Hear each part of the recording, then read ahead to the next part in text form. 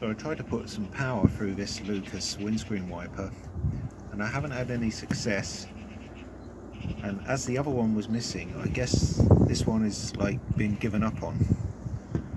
So I've started to undo these two front nuts with a 5/16 and some WD-40. There's a couple of screws at the back that I haven't tried to start with yet. I've left this gubbins on the front. I know this just unscrews because I've had it off. This is how I removed it from the windscreen. So I could just draw this off. These are just starting to loosen with a 5/16. Okay, these two little electrical, this one was stuck. I used a blowtorch 3 or 4 times. Resorted to tapping it round with a hammer more than totally. It was stuck, and this has come off eventually, revealing another nut hidden under that. So I put the case loosely back on, got back to this position, and I'm left with this position. Now the spring was in place, this held the spring down, and holding this down was this sort of half clip, which is the smallest, flimsiest, rustiest looking half clip you will find. But it was doing the job. And now this could probably be pulled all the way out. I didn't exactly want to do that now, but I'm going to go into it again. So I've taken out this sort of, I suppose it's an actuator arm or something, that goes in that hole, and when that's in there, I took out this little part from there, which goes in the actuator and in this one. Now which way up it went, I don't know. That's a bit flipping gormless of me. That grease is really stinky, it's really thick. I haven't been able to free up the motor with taking the gears off, so I'm going to now take these two screws off. I think they were 3/16 or a quarter Whitworth or something. Let's have a look and see what that says. Well, it says quarter Whitworth. Anyway, so they're going to come off now and we'll see where we go. So having removed a nut and a washer from both of these, this is delicately hinged with copper wires from the coil, and the two ears here contain the brushes which have fallen out and gone underneath. There they are. And there are the two brushes.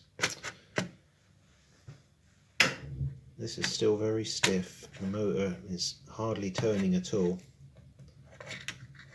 It might be turning a little bit better now, but I was going to undo these two bolts and hopefully lift the entire motor mechanism clear of the actuator, and let's see what is holding it fast. So I cleaned the actuator and got it moving nicely. It actually comes right out once you've removed the brushes arms off of the actuator of the thing. Anyway, I'll put it back together. I'm not sure about the on-off switch. I've put it as positive earth. Oh, hello. That's odd, it was working a second ago. Here we are. I was looking through the viewfinder there. This is my little motorbike battery. I'll try and find a bit spinning. I sure know what it is. Oops, it's hard to do through the viewfinder.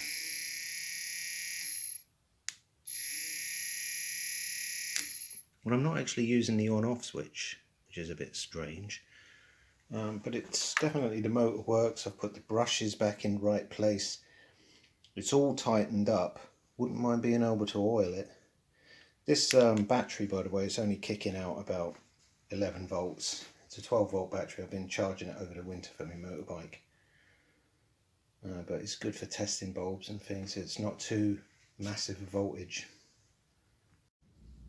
So what I've done now is put a couple of the cogs back in. I've put 2 cogs back in, I think. And I'm just going to see if it still turns with the cogs in. I'm really happy with that because it wasn't working like that when we started. So I've cleaned off all the old grease and I've put a light machine oil on this. I'm going to grease it again because of the longevity factor. But I've now put the actuator arm back on and all of the gears are in.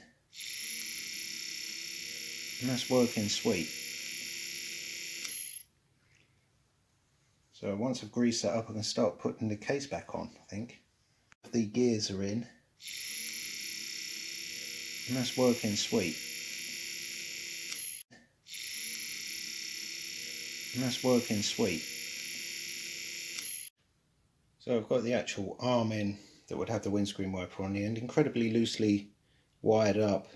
See if we can't switch it on without dropping it on the floor.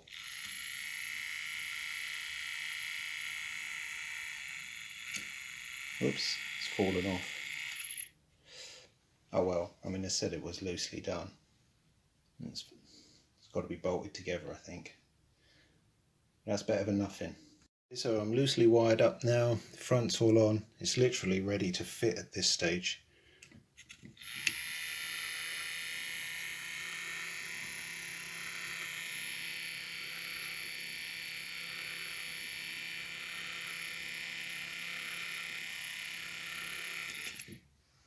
Nice. Here's some details of the park. So it looks like this. Here is a spacer, it's got something in it. That spacer is missing.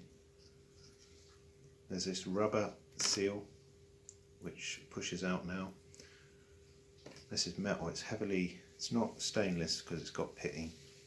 And this is a rubber seal and it's got paint all over it. That's roughly how that sets up.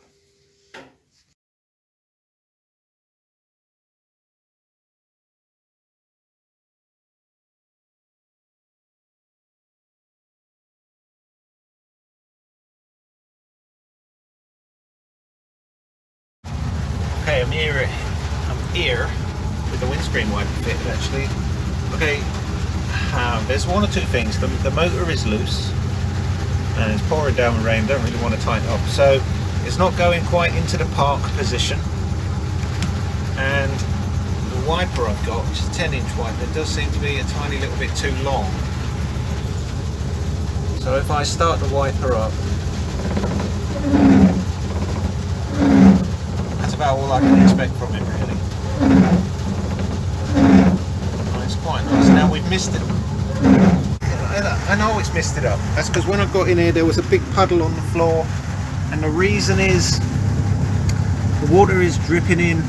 I've started to tighten these nuts up a little bit more, just tweak them up, and I'm getting a water ingress along here. And if you look in there, you can actually see daylight through about there, and I want to do that, and that's why it's dripping in. I was dripping in a lot more than that, so I'm going to have to sort of let it dry out at one point. So also I know for a fact that the headlight, the chrome rings need a gasket, so that they don't just sit there with chrome rings on. We're not reached operating temperature yet, but we're getting there. Right. And it's nearly out of fuel. So near to out of fuel, I don't really want to run it for any longer than I have to. But I'm really happy with the main dash panel to windscreen seal. It's really good. There's no water in the top of the dash. Okay, and that's the main thing. So the water is dripping in from, let's take it over to where the water was dripping in from. It's dripping in from there. I thought it was dripping in through the door sills, through here. I mean, there might be a little bit through here. I've got the window open at the moment. Let's have a look, because you can see it on the other side as well. They are kind of leaking there. I've got a puddle of water down there. I've got water coming in through the blanks of the pedal tower for a left-hand drive. So that's letting in a bit of water. Now these look like issues that this van must have always had, because I've repaired rust where there's water starting to accumulate, both in that footwell and on that doorpost. And I've got the same thing here with the water. It's dripping into that channel, and that's coming from the roof here. So that's all stuff to address with a bit of RTV on a sort of like on a drier day, really, sometime in the summer. Well, you know, this is the summer actually. So, right, well anyway, at least we've got a functioning windscreen wiper. Let's have another look at it. It's got nice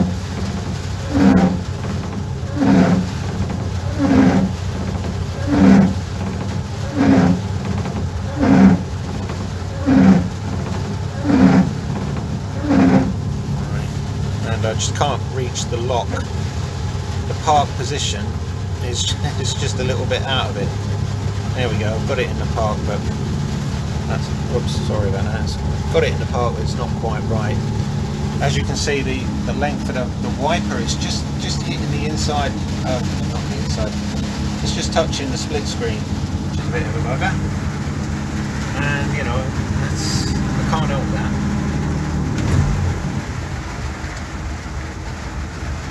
Can't help that. But what we can do is tighten up the motor and make adjustments to the angle. So it might sit a bit higher in the park position. Might sit sort of there, that's where I want it to sit. Just so that you know you've got a windscreen wiper. Which means I'll have to make a note of that position, undo the nut, put it in park, lift it back up and tighten it up into that position. Anyway, so that's neat. Yeah, so I had to sit in the truck with it raining to find out exactly where all the water was coming from, and it's basically mainly coming from up there in that corner. And it's still coming up in that corner. Having it moving along, I mean, I thought it'd be happening in the other corner, but it doesn't seem to be. But I've definitely got a puddle down there, so that must be a door top puddle. Well, the first thing I'm going to try and do is probably tighten up the door top a little bit tighter on the door top bolts.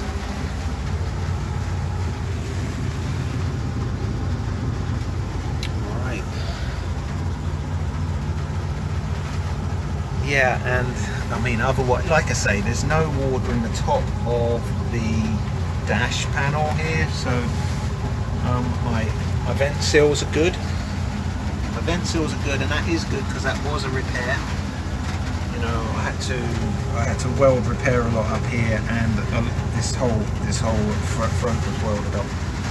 You know, so that's actually holding up really well. But where it is a problem is the roof joining and the door tops, which I bought battered but repairable. Anyway, so that's something to get on with.